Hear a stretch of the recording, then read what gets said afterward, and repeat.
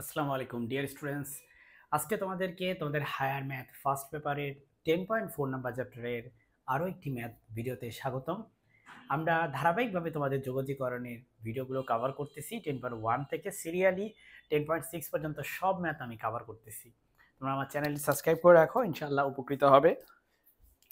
প্রথমে এই যে কোশ্চেনটা তোমরা দেখতে পাচ্ছ, এটার ইন্টিগ্রেশন তো ডিরেক্ট করাই যাবে না। সো আমরা প্রথমে এখানে একটা ফর্মুলা ইউজ করব। তোমরা জানো যে cos স্কয়ার x কে আমরা লিখতে পারি 1 plus cos 2x divided by 2। এটা হচ্ছে ত্রিকোণমিতির ফর্মুলা। এই ফর্মুলাটা আমরা এখন অ্যাপ্লাই করব। 1 plus cos 2x divided by 2, ঠিক আছে? ডিয়ার স্টুডেন্টস, এই 2টা হচ্ছে কনস্ট্যান্ট, এটাকে বাইরে নিয়ে আসো। এই x এর সাথে 1 কে গুণ করলে হবে একটা x, আর x এর সাথে এটাকে গুণ করলে হবে হচ্ছে x cos 2x। তারপরে এখানে একটা ইন্টিগ্রেশন সাইন হবে। এই ডিএক্সটাকে তুমি এখানে গুণ করে দিবে একবার, এখানে আরো একটা ইন্টিগ্রেশন সাইন হবে, এখানে ডিএক্সটাকে গুণ করে দিবে। এই হাফটা কিন্তু দুজনের সাথে গুণাকারে আছে, দেখো হাফটা দুজনের সাথে গুণাকারে আছে, তাহলে হাফটা এখানেও দেওয়া উচিত। আমি একটু জায়গা তৈরি করে নিই, এই যে হাফটা দিয়ে দিলাম এখানে। এখন যেহেতু আমরা এই কাজটা করছি, এখন আমাদের নেক্সট যে কাজ সেটা হচ্ছে ইন্টিগ্রেশন করা। এই যে এখানে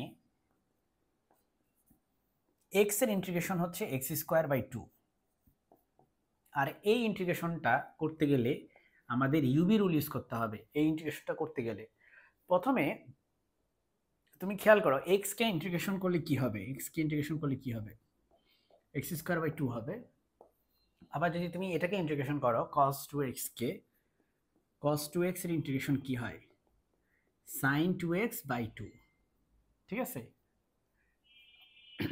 আবার খেয়াল করো, তুমি যদি এক্স কে ডিফারেন্সিয়েশন করো, এক্স কে যদি ডিফারেন্সিয়েশন করো তাহলে এটা হবে 1।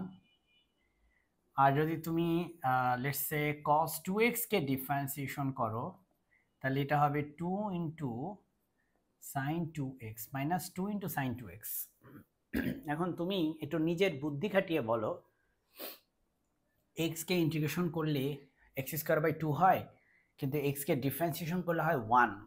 তার মানে ডিফারেন্সিয়েশন করলে x ছোট হয়ে যায়, তাই x এর ইন্টিগ্রেশন করা যাবে না। আর এটার ক্ষেত্রে দেখো, এটার ইন্টিগ্রেশন করলে যা আসে ডিফারেন্সিয়েশন করলে মোটামুটি তাই আসে, খুব একটা মানে ছোট বড় কিছু হয় নাই। তো যেহেতু এক্স কে ডিফারেন্সিয়েশন করলে ছোট হয়, আর এটার ক্ষেত্রে ডিফারেন্সিয়েশন ইন্টিগ্রেশনে কোনো একটা পার্থক্য নাই খুব একটা, সো আমরা এটা ডিফারেন্সিয়েশন না করে এটা ইন্টিগ্রেশন করব। কারণ তোমরা জানো ইউবি রুলের ক্ষেত্রে একটা ডিফারেন্সিয়েশন করা লাগে আর একটা ইন্টিগ্রেশন করা লাগে। তুমি যদি এই প্রসেসে মনে না রাখতে পারো তাহলে তুমি লিয়েট দিয়ে মনে রাখবা, LIATE। এটা আবার কেমন, এটা হচ্ছে যে আগে তার ডিফারেন্সিয়েশন। যেমন এখানে এক্স, সরি এখানে এক্স, এক্স হচ্ছে অ্যালজেব্রিক ফাংশন, আর এই কজ এটা হচ্ছে ত্রিকোণমিতিক ফাংশন। তাহলে যেটা আগে সেটা হচ্ছে ডিফারেন্সিয়েশন, তার মানে এক্স এর ডিফারেন্সিয়েশন, আর এটার হবে ইন্টিগ্রেশন, যেটা আগে তার ডিফারেন্সিয়েশন, যেটা পরে তার ইন্টিগ্রেশন। তো চলো আমরা যেই ভাবা সেই কাজ আমরা শুরু করে দিই। তো আমরা একটু ইউবি রুলটা এখানে লিখে ফেলি। চলো এখানে আমরা একটু ইউবি রুলটা লিখে ফেলি। ইউবি রুলটা হচ্ছে ইউভি ডিএক্স, এখানে ইউকে বাইরে রেখে V K integration minus UK differentiation x এর রেসপেক্টে, দেন আবার ভিকে ইন্টিগ্রেশন, দেন এই পুরো জিনিসটাকে আমরা আবার ইন্টিগ্রেশন করব এক্স এর রেসপেক্টে। এই হইলে এখানে মূল খেলাটা।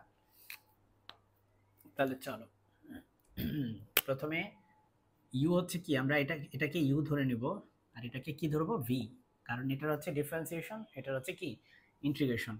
তাহলে এক্স কে বাইরে রেখে, যেভাবে দেখো এক্স কে বাইরে রেখে তুমি cos 2x এর কি ইন্টিগ্রেশন, ঠিক আছে, এক্স কে বাইরে রেখে cos 2x এর ইন্টিগ্রেশন। আবার তুমি ডিফারেন্সিয়েশন করবা কাকে, ইউ কে, এই যে ইউ মানে হচ্ছে এখানে এক্স, ওকে ডিফারেন্সিয়েশন করবা।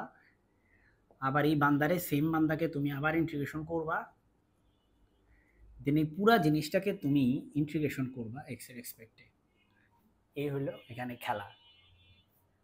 তাহলে এখানে আমার থাকে x²/4, এটা তো কিছু করার নাই, যা আছে তাই, হাফ x এর x আছে, ভালো কথা। cos কে ইন্টিগ্রেশন করলে আমরা জানি আসে sin, তাহলে cos 2x এর ইন্টিগ্রেশন হচ্ছে sin 2x, আর 2x এর জন্য একটা 2 আসবে, x এর সাথে যেটা গুণ আকারে থাকে সেটা ভাগ আকারে চলে আসে ইন্টিগ্রেশনের বেলায়, মাইনাস, এটা তো সোজা দেয় x এর রেসপেক্টে x এর ইন্টিগ্রেশন হচ্ছে, সরি ডিফারেন্সিয়েশন হচ্ছে 1, আর এই cos এর বেলায় এই যে এখানে দেখছো একই জিনিস, এটা হবে হচ্ছে sin 2x/2, জাস্ট লাইক এই কেসের মতো, আর শুধুমাত্র একটা dx থাকে, এটা তো শেষ, শুধু একটা dx থাকে।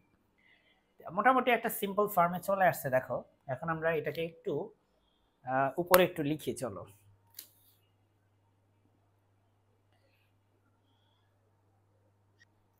তো এখন বাকি যে পার্টটা যেটা আমরা বলছি উপরে লিখবো সেটা হচ্ছে এই x²/4 প্লাস, এখানে তো হাফের হাফ আছে, দেখো আমরা এক কাজ করি, আচ্ছা এটা পরে করি, হাফের হাফ থাকুক, এখানে x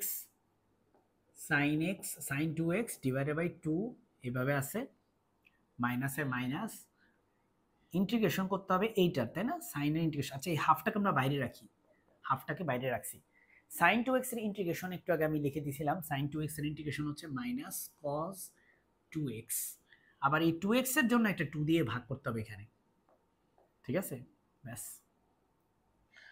ইন্টিগ্রেশনের খেলা শেষ। এখন আমাদের আসলে ম্যাথটা কনক্লুড করার পালা। চলো আমরা গুণ করি, হাফের সাথে এটা গুণ করলে এটা হবে x sin 2x, আর এই 2 আর 2 গুণ করলে হবে হচ্ছে 4, আবার দেখো প্লাসে, দেখো মাইনাসে মাইনাসে প্লাস, প্লাসের সাথে প্লাস গুণ করলে হয় প্লাস, এখানে হাফ, এখানে একটা হাফ, তাহলে 2 আর 2 গুণ করলে হয় 4, আর তার সাথে একটা 2 গুণ করলে হয় কত 8, তাহলে নিচে হচ্ছে 8, আর উপরে হচ্ছে cos 2x। এই হচ্ছে আমাদের এই ম্যাথের উত্তর। তো এখানে তুমি একটা প্লাস সি তো দিবা, ঠিক আছে, একটা প্লাস সি দিবা অবশ্যই। আমাকে বলতে পারো স্যার আপনি তো আগেই ইন্টিগ্রেশন অনেকবার করছেন, লাস্টে কি প্লাস সি দিলে হবে কিনা, উত্তর হচ্ছে হবে। তুমি চাইলে প্রত্যেকটা ইন্টিগ্রেশনের জন্য একটা করে ইন্টিগ্রেশন কনস্ট্যান্ট দিতে পারো, কেন প্রয়োজন নাই আসলে, একেবারে লাস্টে গিয়ে একটা ইন্টিগ্রেশন কনস্ট্যান্ট দিলেই হয়ে যাবে ইনশাআল্লাহ। আজকের ভিডিও পর্যন্তই, আল্লাহ হাফেজ।